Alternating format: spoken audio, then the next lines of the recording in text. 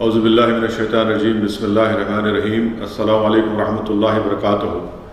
میں آپ کو یہ پیغام دینے کے لیے، آپ کو بتانے کے لیے یہ کہہ رہا ہوں کہ کل 8 جون سے پورے ملک میں تمام مذہبی عبادتگاہوں کو کھول دیا جائے گا۔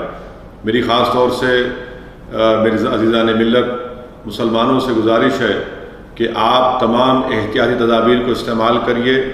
مساجد کل کھل رہے ہیں۔ آپ کو جامعہ نظامیہ کا حیدرآباد کے عظیم دینی دستگاہ نے فتویٰ دیا ہے کہ آپ اپنے چہرے پر ماسک لگا کر بھی نماز ادا کر سکتے ہیں۔ فتویٰ یہ بھی ہے کہ وائرس ختم ہونے تک آپ کو مساجد میں سوشل ڈسٹینسنگ کو اختیار کرنا پڑے گا، یعنی ہمیشہ کی طرح ہم کندھے سے کندھا ملا کر سب بنا کر نماز نہیں پڑھ سکیں گے، کیونکہ وائرس ہے۔ دوری بنا کر رکھیے اور نماز اپنی ادا کرتے رہیے۔ تیسری بات یہ ہے کہ آپ تمام کو بتا رہا ہوں کہ آپ اپنے گھر سے وضو کر کے جائیے، اپنے گھر سے جانماز کو لے کر جائیے۔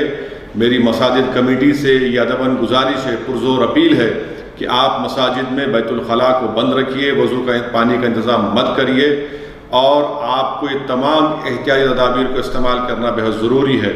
وطن عزیز میں یہ وائرس بہت تیزی سے بڑھ رہا ہے۔ اب تک 2,36,000 لوگ اس وائرس کا شکار ہو چکے ہیں۔ 6,000 سے زیادہ لوگوں کی اموات ہوئی ہے، جس میں بزرگ بھی شامل ہیں، خواتین بھی شامل ہیں، نوجوان بھی ہیں، بچے بھی شامل ہیں، ان کی موت ہوئی ہے۔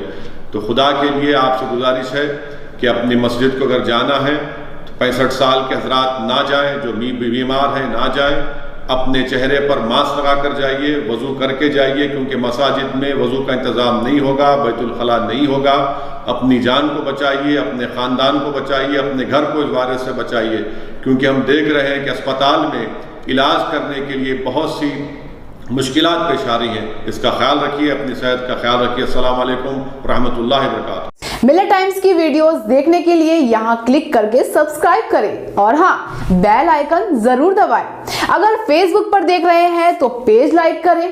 تازہ ترین خبروں اور مضامین کے لیے وزٹ کریں ہماری ویب سائٹ www.millettimes.com۔ ہماری یہ website Urdu, Hindi, English تینوں لینگویج میں موجود ہے۔